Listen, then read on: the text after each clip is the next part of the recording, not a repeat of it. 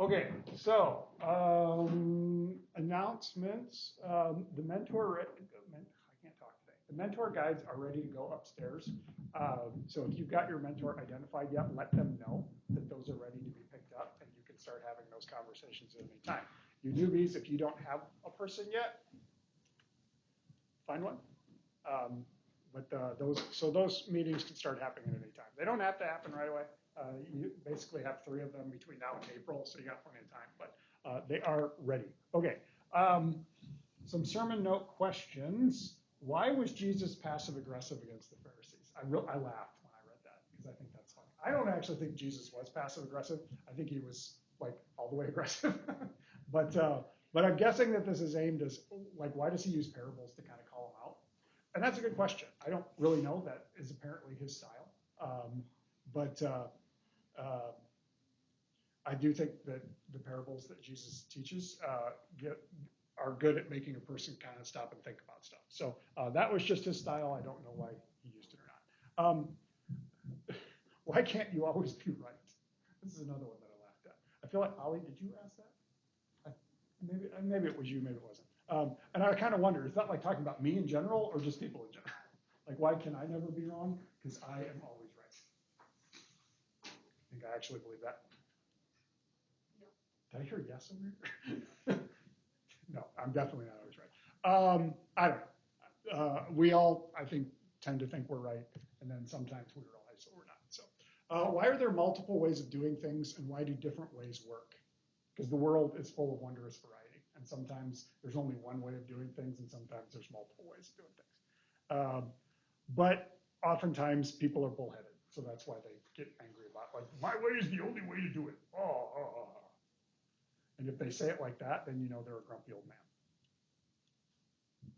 Boy, nobody's awake today. It's okay. It's early. We'll get there. Why do some people not like Jesus? I don't know. What do you think? Why do some people not like Jesus? Why do the Pharisees not seem to like Jesus very much? Oh, man. I might have to make y'all do jumping jacks today to start getting the blood flowing. Anybody want to do burpees? Burpees are the worst. No? Okay. Some people really did like Jesus, but some really didn't, which I think is normal. Some people like us and some people don't. But a lot of people found his teachings to be a threat to their understanding of what is right. So I think that's where a lot of it came from. Who wants to open us up today? What's up, Glenn? And I know the last couple of weeks it's not been written down, but today it's written down. So who wants to open us today? Anyone? Boy, we are not. Okay. Come on up. You're just getting it out of the way now so I don't pick on you later, right? Yeah. Nice. The earth is the Lord's and all that is in it. Help us lead life worthy of your calling, with all humility and compassion, with patience, bearing one another in love, making every effort to maintain the unity of the Spirit in the bond of peace by the grace of God. By the grace of God. Amen. By the grace of the God. Should we start referring to God in third person like that? Sure.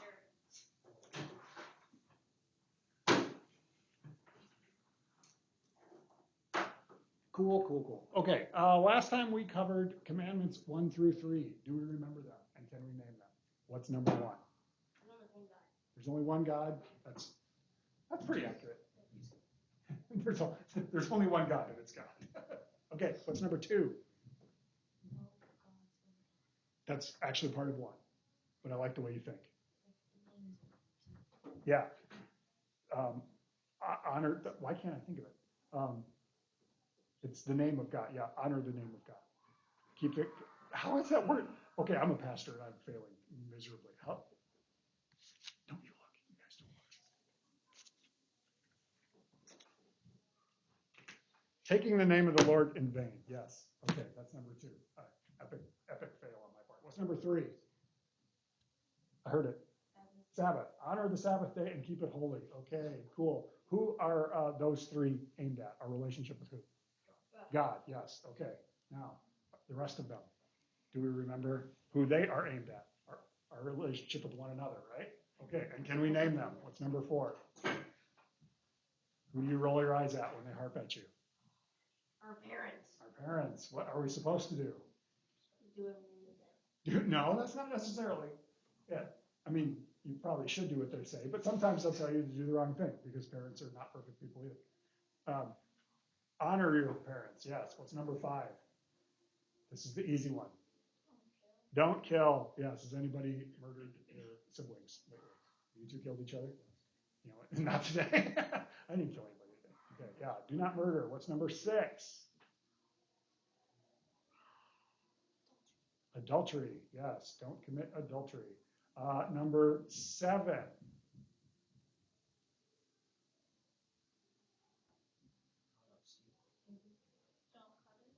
Steal. Yeah. You caught the sense that I was reaching for something. Yeah. Don't steal. Number 8. This is the tricky one that tends to be hard to remember.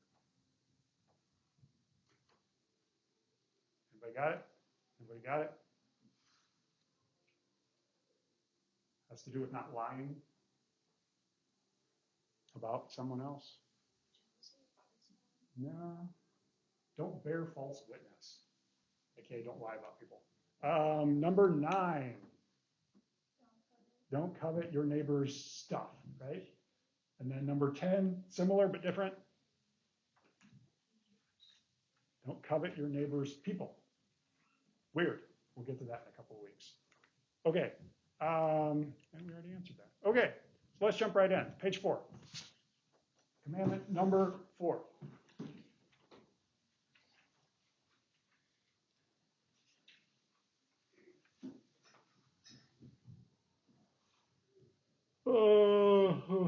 Okay. Well, we already named it. Ollie, why don't you read it for us? And what does it mean for us too? Honor your father and your mother. We are to fear and love God so that we do not despise or anger our parents and others amongst the living, but respect, obey, love, and serve. Okay. Not despise and anger. Do you think God knows how hard it can be to be in a family at times? Do you ever butt heads with your family? Not just your parents, but your family in general? What? Oh, Q-tip. So you did say Q-tip. I thought I heard you say Q-tip, and I was like, what are you talking about? Yeah, so sometimes I think it is hard to do that. In the book of Exodus, it says, honor your father and mother so that your days may be long in the land that the Lord your God is giving you. Interesting. What is the opposite of having long days? Which sort of means what in this case? Does that mean that it's wintertime and the days aren't very long? Or does it mean something different? What does it mean? If your days are short, what's that sound like? You're going to die. You're going to die early. So if you don't honor your father and mother, why would your days be short? Because they might kill you. You're going to be smited. Do you think, what would happen if your parents got mad at you and they killed you? That would be horrible. But they'd be breaking a commandment too, right? They would go to jail. There would be consequences, right? Yeah. Okay. So I kind of think that rather this is talking about like honor your parents so they don't kill you, because that's a little harsh. It's more about having harmony within families. And I think God wants families to be together, to be connected for the long haul. Now, does that always happen? Like in the world, sometimes relationships are really rough, right? And sometimes families get strained. Have any of you ever heard of this? Like maybe extended families where like this cousin is cranky with this cousin and so they won't even talk to each other, or siblings get torqued off and won't even be in the same room. Have you ever noticed that? I have. It's not very cool, but it does happen. So, okay. Do you think this commandment only applies when we're young, like and still living at home with our parents, or is it bigger than that? Forever? You think it's forever? Yeah. What might that look like in the long run? Like, what's it look like when we're adults and we don't live with our parents anymore? How are we still called to honor them? What do you think? Wow, they don't allow it there today. We have to visit them. Yeah. Call them up. give a little FaceTime every once in a while. Yeah. What about when they get a little bit older and they need some extra help? Yeah. Like eventually this kind of switches, doesn't it? When we're young, our parents care for us. And then when we kind of get to a certain point where things switch around and we have to help take care of our parents. Let's back up to Martin Luther. What did he do that probably would be viewed as his parents about breaking this commandment? You remember? He read the Bible in Latin. No. I mean, he probably did, but that's definitely not what we're talking about. What did his parents originally want for him to do? You remember? To be a lawyer? Why? To make money so that he could take care of them. And then he became a monk and like gave up all money, right? Yeah. Okay. So do you think they thought like, dude, you are not following the fourth commandment very well? Think they criticized him for it? And he's like, I'm a monk for Pete's sake. Back up. Yeah. So I think so. Now, what do we do with it when maybe parents are kind of jerks? Maybe they don't deserve to be honored. Does that ever happen? And I'm not just talking about when your parents tick you off, because that does happen, but like there are some people who are just lousy people, and they are lousy to their kids. What do we do with that? Any idea? Like, how do we honor someone who really doesn't deserve it? Is there an easy way to do that? I don't think so either. So, does this get messy? Yeah, I think so too. Okay. All right, cool. So that's commandment number 4. Let's move on to number 5. Wait, you want to read that one? You shall not kill. We are to fear and love God so that we do not hurt our neighbor in any way, but help him in all his physical needs. Okay, so we shall not kill. I'm actually surprised it's listed like that. It should be we shall not murder. And we talked about that last week, if I remember it correctly. What does Luther say in this one that we are not supposed to do? Not just kill. Yeah, not hurt them in any way. Okay, what are we supposed to do? Help him in all his physical needs. Okay, what do you think that means? I mean, it could mean a lot of things, but what are some ways that we help our neighbor with their physical needs? What do you think? What are ways that we can help people out? Talk to them? Yeah. What else can we do? Have you ever been out shoveling and you saw your neighbor's driveway was all blocked in because the plow came by, and so maybe you go and you help them out until they're like, oh, they're out shoveling my lawn, maybe I should go help them? You ever done that? Your parents ever told you, hey, go shovel your neighbor's? That's one thing, one way to do it. Okay. Yeah, I think there's a lot of ways that we can help them out, and with their physical needs. Maybe it's, and you know, who knows? It could be a lot of things. Are any of these surprising? Why would I ask that? Does it seem like God is telling us that we are in some way responsible for the life of our neighbor? Yeah. To try and benefit their life, to make their life easier or at least more bearable. Yeah. And so do you think this is saying that we should be on the lookout for ways that we can do that rather than the alternative of making their life harder? Yeah. I think it's all tied together. So is it as easy as just don't kill them? Or is it a little bit more complicated than that? Yes and no? I mean, obviously, don't kill your neighbor. Killing's bad. But it goes beyond that too. Okay. Yeah. All right. Warning, things are going to get maybe a little bit uncomfortable right now. We'll move through this one as quickly as we can. Number 6. Who wants to read it? Kyle, why don't you read that one for us? You shall not commit adultery. We are to fear and love God, so that in matters of sex honor and conduct our pure and honorable, and husband and wife love and respect each other. Okay. Deep breath. Admittedly, I know this is probably not the thing that you really want to talk to the pastor about. But what's the word pure mean? Not just here, but in general. You hear the word pure. What does that sound like? What do you think of? Clean?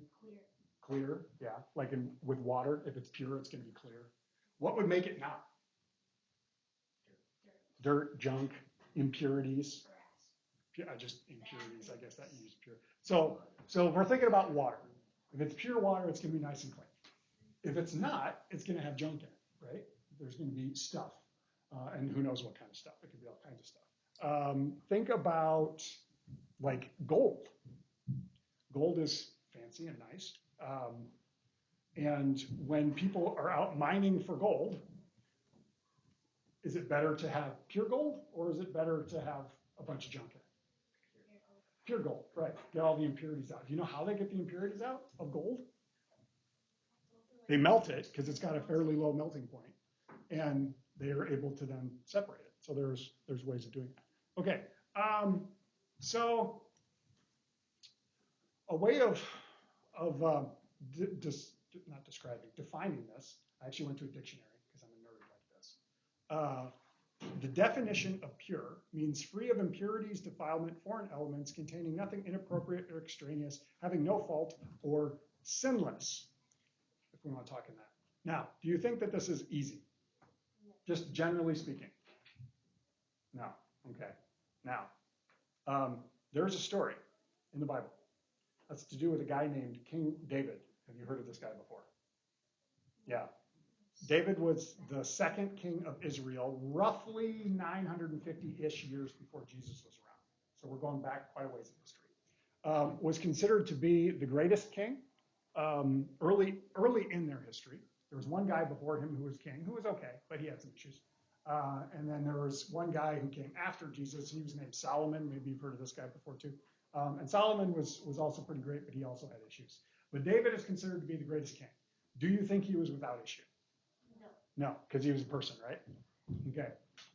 So there is a story about when David got a little bit older, and in the springtime was when the kings went out to war. This is odd, but apparently they took a winter break, probably because it was crappy outside and they didn't want to live outside. But in the springtime when people went out to war, David was old. So do you think he went out to war or did he hang out in the palace? He hung out in the palace. He sent all his generals out to do all that war stuff. So one day, as the story goes, he's out walking on his balcony or somewhere, and he looks down over the palace side of the palace wall, and on the roof of a house, there is a lady taking a bath. I don't know why that was the situation, but it was. And interestingly enough, her name is Bathsheba. I don't know if the two things are connected. She was taking a bath, and her name is Bathsheba. That's probably a coincidence that I think is funny, but anyway, so he sees her, and he doesn't have the best thoughts. So he's like, why don't you bring her into the palace? So he brings her into the palace. And one thing leads to another, if you know what I mean. And she gets pregnant. Is he married to her? No. In fact, she's married to somebody else, one of his soldiers. Real smooth dude, right? Real smooth. So now he's kind of floundering. He's like, uh-oh, this is a problem. So he tries to cover up his tracks by having her husband, who's named Uriah, having Uriah come back from the front. And he's like, I'll have Uriah come home, and he'll come home and have a little R&R, and then no one will know any wiser. Well, so Uriah comes home, but he refuses to go to his house.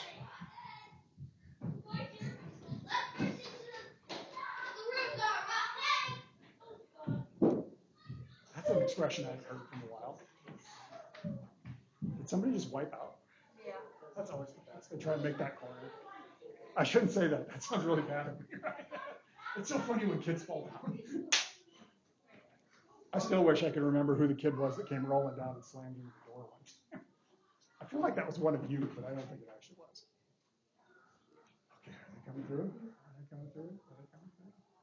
All right, so Uriah refuses to go home, and David's like, shoot, that didn't work. So then he thinks, well, I'm going to bring him into the palace, and I'm going to get him all loopy on a whole lot of wine and send him home. That doesn't work either. So finally, he's trying to really cover his tracks. And what he ends up doing is he comes up with an idea. I'm going to send Uriah back to the war front, and I'm going to have him get killed. So he writes a letter to the generals saying, when the battle is ready to start, put Uriah on the front lines and then have everybody back away from him so he's the only person standing there. What's going to happen to that one person? They're going to get killed. Yeah. He rolls it up, he seals it, and he gives it to Uriah to take back to the front. So Uriah is literally carrying his own death note. Lovely, right? Yeah. So it happens. So Uriah gets killed, which was kind of right up David's plan. And then he ends up bringing Bathsheba back into his house. He marries her.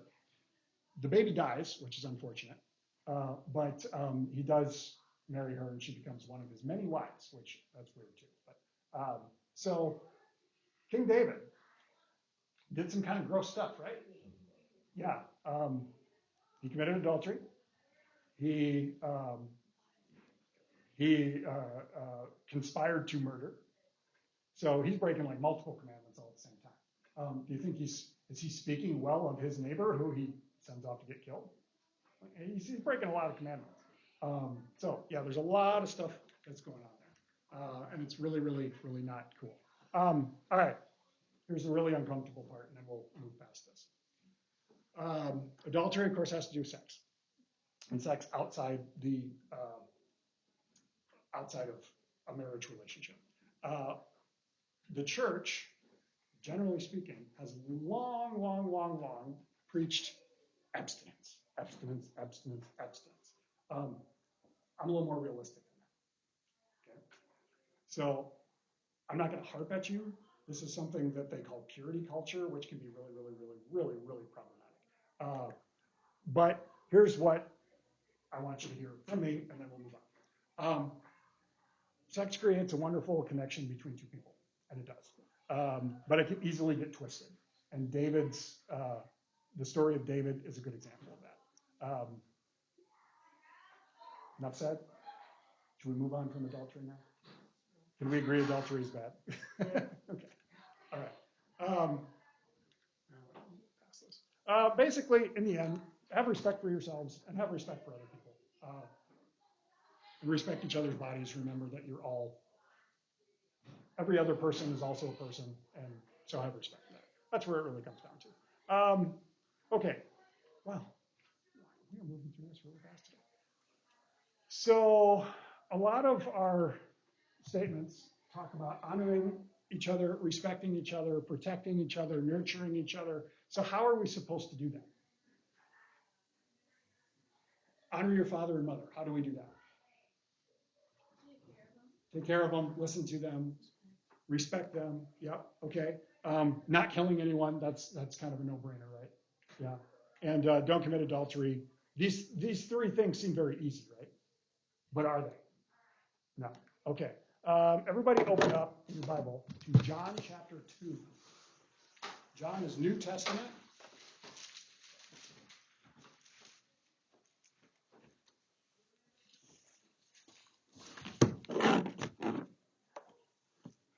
John chapter 2. What page you got there, Jason? 751.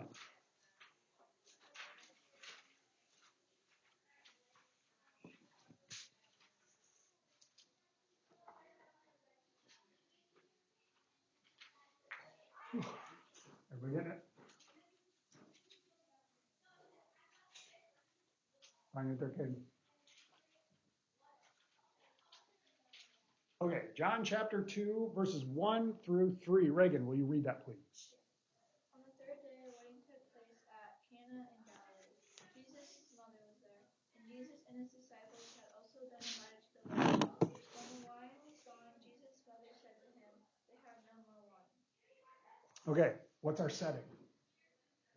A wedding celebration. Okay. Running out of the wine tends to be the issue of the host, right? Like whoever's hosting the wedding, they're supposed to have the supplies for people, right? Now, do you think at the time weddings were, the like a couple hours and then everybody goes home, or were they a little longer in Jesus' day? And they're a little longer. They tended to last for like a week. So people just kept hanging out, drinking, eating, celebrating, enjoying time together, celebrating this new couple. But what happens? They run out of wine. Okay, who seems to take responsibility for it based on what we've already read? Who? Who actually? His mom. Okay, so Mary takes responsibility for it. We don't really know why. And it's not clear why. Maybe they were related to the hosts. Maybe she just noticed something, so she decided to say something. We don't really know why Mary's like, oh, this is a problem. But it seems to be a problem. Let's continue verses 4 and 5. Quentin, will you read that for us, please?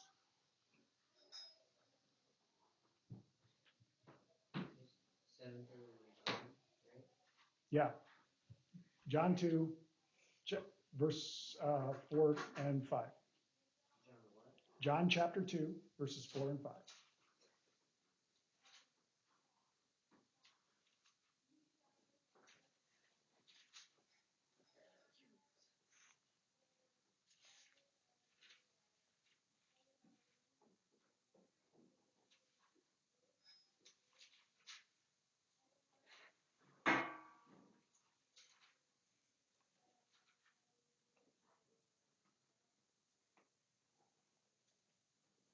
Dear woman, why do you involve me? Jesus replied, my time has not come yet.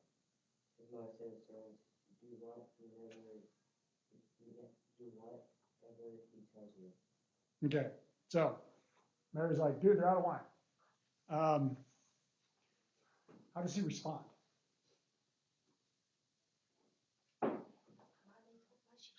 Yeah, like, why are you telling me?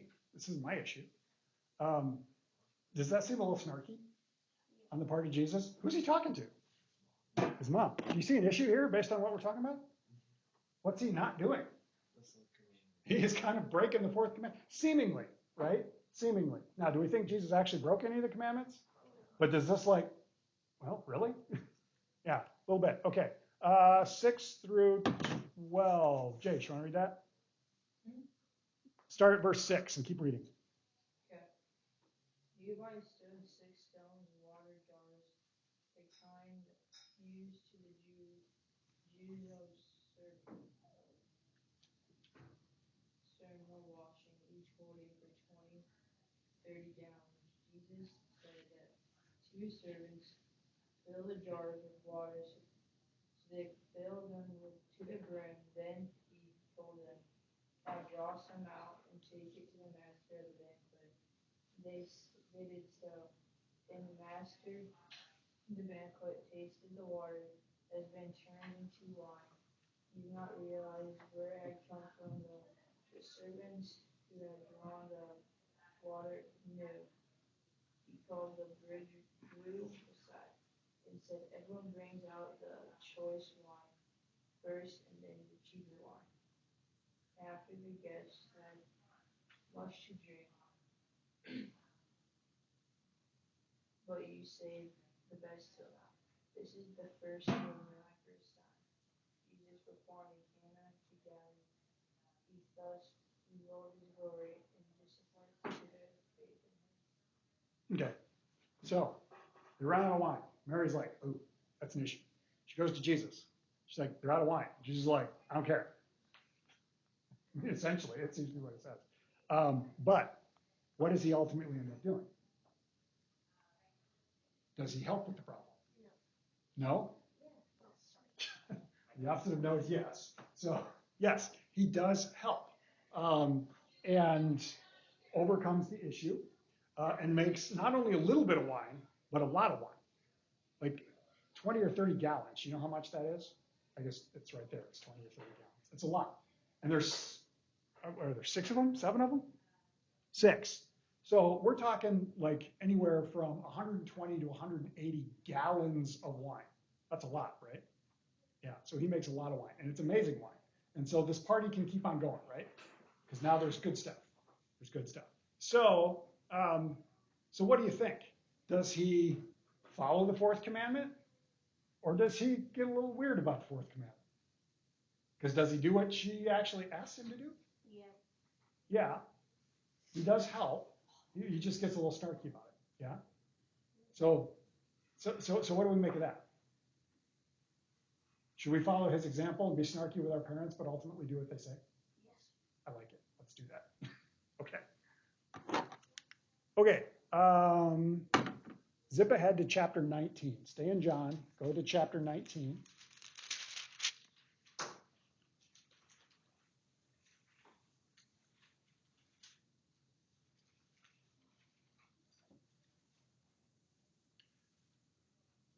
We're going to start at verse 25.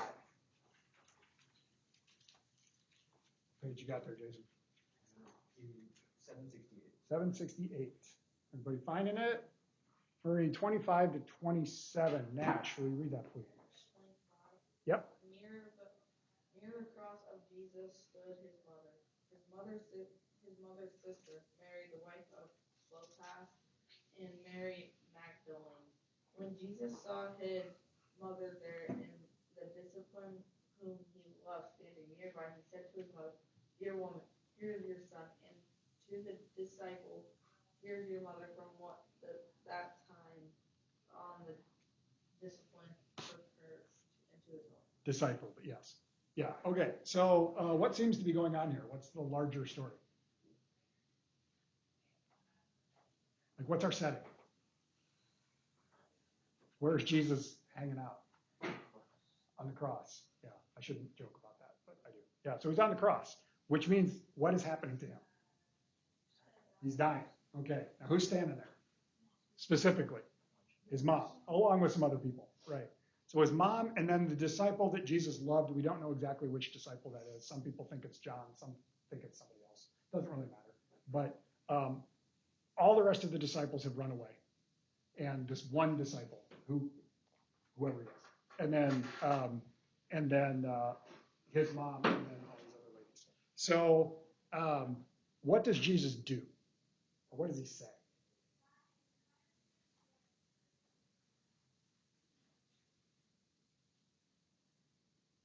He seemingly institutes adoption here, yeah? Kind of? Yeah. So he says to the disciple, "This is your mother," and he says to her, "This is your son." Why would he do that? So someone cares for his mom. Where's Joseph? I should say, who's Joseph? Dad. Sort of, right? His adopted dad. Yeah. Do we know where Joseph's at? No. Does he seem to be around? No. Is he probably dead by this point? Yes. Yes. Oh, Okay. he left. Yeah. Does Jesus have siblings? No. Actually, he does. He is the oldest. He's Mary's first child, but not only. So wouldn't it fall to one of his younger brothers to take care of her? Seemingly? Yes. We would think so. But do they seem to be around? They all fled too, unless maybe the reason that Jesus loves this disciple is because this disciple is one of his brothers, which is possible. It's possible. We don't know, but there's some ambiguity in there. But regardless, I think we touched on it. I think, Jason, you said it. What is ultimately Jesus doing for his mom here? Making sure that she will be cared for. Yeah? So this is kind of what we talked about earlier of honoring our parents when they get to the point where they need to be cared for. Yeah? We think this is a good example of that? Yeah. So earlier, Jesus got snarky with his mom, but he still listened to her. And now, as he's literally dying, he's making sure she's taken care of. So do we think Jesus probably ultimately followed the fourth commandment? Yes. Yeah. Do you think he ever got snarky with Joseph? Yes. I mean, he was a kid. I'm sure he did. But do you think he honored Joseph as well? Yeah, I think so too. Okay. Let's go to Matthew 5. Matthew is before John.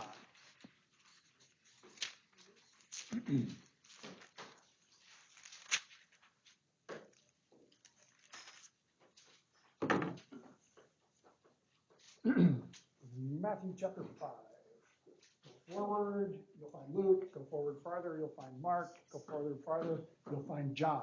Not John, Matthew. Excuse me. If you hit weird names, you've gone too far. What page you got there? 683. 683. We'll start at verse 21. Chapter 5, verse 21. 684. 684. Okay. chapter 5, 21 and 22. Kendra, read those please. You have heard that it was said to the people long ago, do not murder, and anyone who murders will be subject to judgment. But I tell you that anyone who is angry with his brother will be subject to a judgment. Again, anyone who says to his brother, Raka, is answerable to the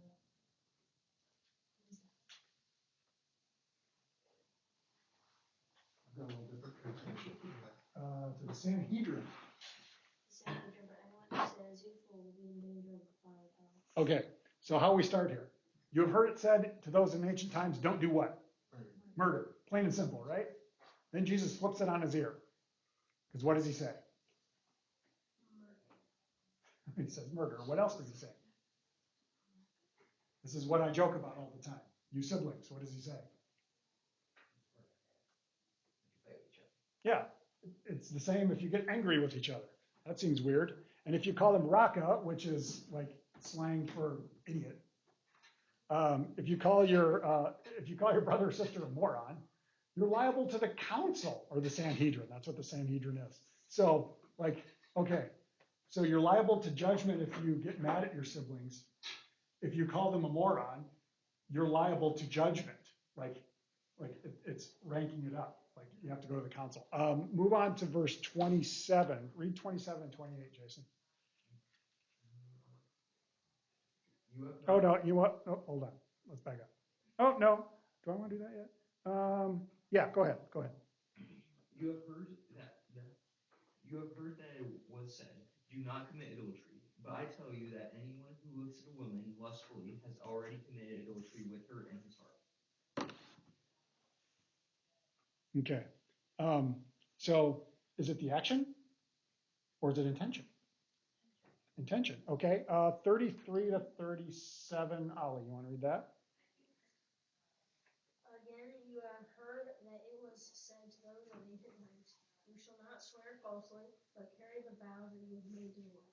But I say to you, do not swear at all, either by heaven, for it is the firmament, or by earth, for it is footstool, or by touchstone, for it is the city of the great king.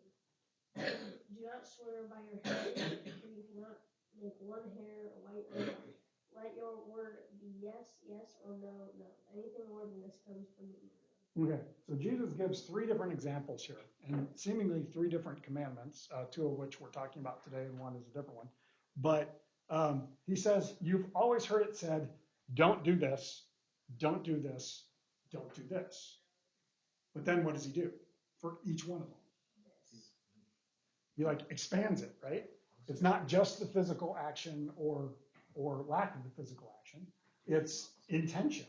It's how we think about one another. It's how we treat one another. All of this actually breaks into following the commandments. So, how do we do it then? Like, do we tend to have issues along that front? Like, I mean, I think it's probably safe to say none of you have ever actually murdered someone. At least I hope not. If so, we need to have a chat. But how many of you have ever gotten angry at somebody? Or called them a moron? Or something perhaps a little stronger? How many of you have ever, what else do I want to say? I mean, that kind of covers the bases. So how many of you ever said, I'm going to do this, and then you don't do it?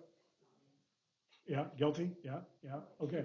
So we begin to see the depths that this goes, that it's not these commandments, these rules, these guidelines, whatever we want to call them, are not just about preventing us from doing something harmful, but it's also the way that we think and treat one another too.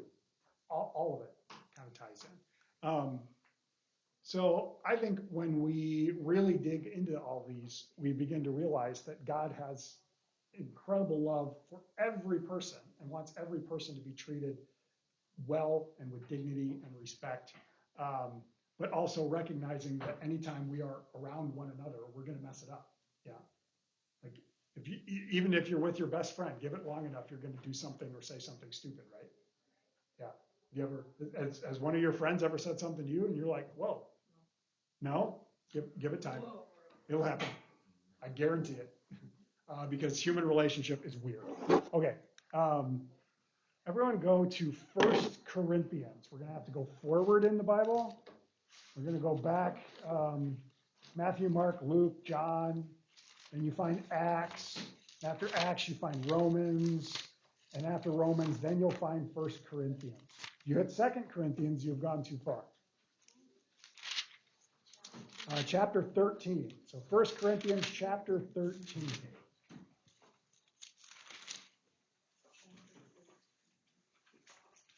What chapter? 13. What page you got there, Kendra? 8:13. Oh, 13. It works out well there, doesn't it?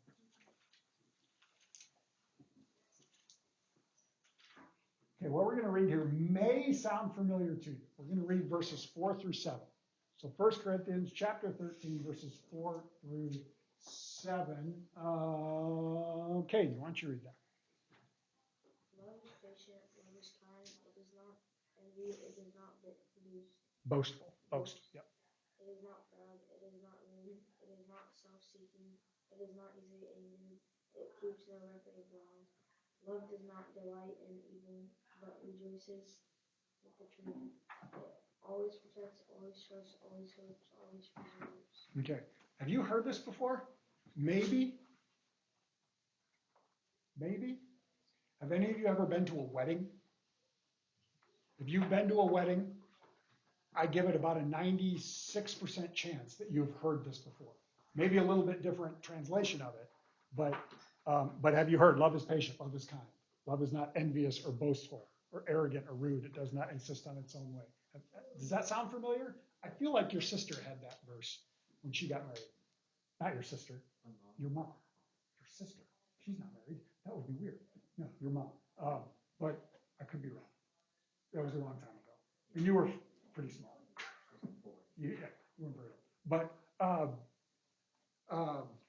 yeah, so this happens in the settings of weddings. A lot of times this passage gets used.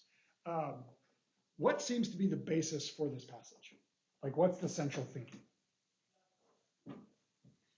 It starts with L. Love. Love. Okay. Now, what does the author seem to be saying about love? Is love a selfish thing, or is it the opposite of that? It's patient. It kind of love is intended to look out for the other person, right? Okay. Now, do you think this is only like romantic love, or is this a general love for one another? I think it's both. Yeah, I think it applies to both. But it's not just between spouses, if we're talking about weddings. It's ways that we care for one another. When we love each other, we look out for them. That's just sort of the basis for it all. So how do you think that idea of love looking out for the other person, how does that apply into the story of David that we talked about earlier and his boneheaded moves that he did to try and cover his own keister? Do you think he was being very loving? No. Was there anything that he did that was loving at all in that whole story? Maybe, but not really. Like, he did eventually look out for Bathsheba. He married her finally, eventually. But was he very loving towards Uriah? No, not at all. Okay, so he was definitely not following this one. Okay, go back to John chapter 8. I know we're doing a lot of jumping around here.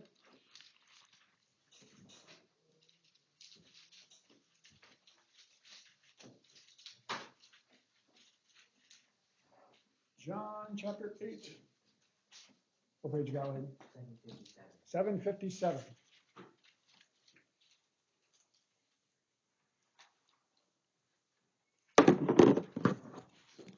Okay, we're going to read John chapter 8, 2 through 11, and I will actually read it this time.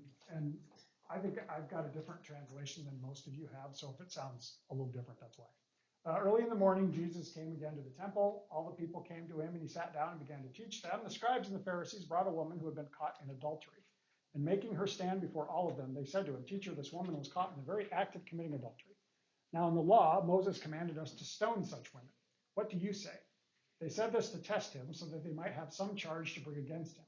Jesus bent down and wrote with his finger on the ground. When they kept on questioning him, he straightened up and said to them, "Let any among you who is without sin be the first to throw a stone at her." And once again he bent down and wrote on the ground. When they heard it, they went away one by one, beginning with the elders, and Jesus was left alone with the woman standing before him. He straightened up and said to her, "Woman, where are they? Has no one condemned you?" And she said, "No one, sir." And Jesus said, "Neither do I condemn you. Go on your way, and from now on, do not sin again." Okay, so Jesus is trying to get, well, he's not trying. They're trying to trap Jesus again. So they bring a woman who had been caught in adultery. Have you ever heard the expression, "it takes two to tango"? You know what tango is? It's a dance, right? Yeah. So it takes two to dance, right? So do you see where I'm going with this? Brought the woman. Where's the dude? No. So from the get-go, these leaders who are trying to trap Jesus are treating this poor woman like a pawn, right? So is that very loving on what they're doing to her? No, not at all. Okay. They're trying to trap Jesus because they're like, well, the law says that we're supposed to kill her. Again, where's the guy? But what does Jesus say?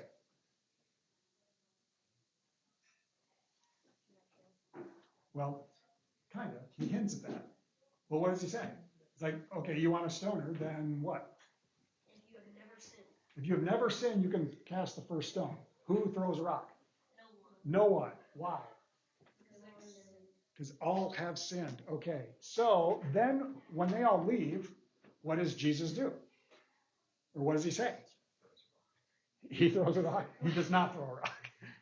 Could he? By his own logic, or by his own words, I should say. Could he? But does he? So he has forgiven her, right? Or shown mercy on her or compassion on her. Okay, so I think what this is showing us, Jesus is literally illustrating that forgiveness of sin, of brokenness, is possible and is given because of the grace of God. Okay, we're going to wrap up. We've covered these three commandments that are definitely aimed at our relationship with one another. Again, what are the three that we covered today? Nope, that was last week. Well, we did. Yep, don't commit adultery. Honor your father and mother. Do not kill. Do not murder. Okay. Do you think that there's a theme that runs through these three commandments? Don't hurt each other. Yeah. Or respect one another. Yeah. So, in respecting one another, whether it's our parents or our families or our neighbors, does that also reflect us respecting God? And if so, why do you think so? Who made it all in the first place? According to Genesis. Church answer, yes, God did. So in respecting and loving and honoring those who surround us, made by God, we're also respecting God and God's creation. Yeah, which we are also a part of. Okay, so of these three, which one do you like the most? Yeah. Which one's like, I like that one. I can get behind that one. Honor your parents? Nice. They will appreciate that you said that. You're big into adultery? No, wait, that came out weird. Is that one that makes a lot of sense to you? Okay, that's cool. I apologize for the way I made that statement because that came out very strangely. For me, it's don't kill. And if you heard the sermon last week, clearly I was talking about that because that type of stuff really, really torques me on. Is there one of these three that you really don't like? The commandment or the action? Okay, cool. All right. Groovy. All right. So next week, we'll pick up again. Who wants to close us out of here today? Ivan is off the hook. Who's acolyting today? I don't remember. I'll have to look upstairs. I think maybe whoever it is not here. Anybody want to acolyte? Ollie? Okay. Oh, we're not going to be here. So you want to, but you can't. Yes. All right. Thank you for your attempt at not acolyte. Anybody else want to acolyte? Remember, it's super simple. Anyone? Is anyone going to church? Are you all leaving? Katie, you want to? No? I would do it, but I'm leaving. It's super simple. It's not hard. You guys could split it up. One of you could light them, and one of you could put them out at the end. I'll put them out. Okay, you want to light them, and you can put them out? Yep. You can tag team. It'll be awesome.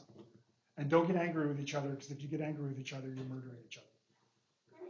We will smite each other. No smiting. Okay, cool. So thank you. Now, again, who wants to pray us out of here today? You don't have to? Oh, I'm going to honor your confidence today, and I'm not going to pick on you.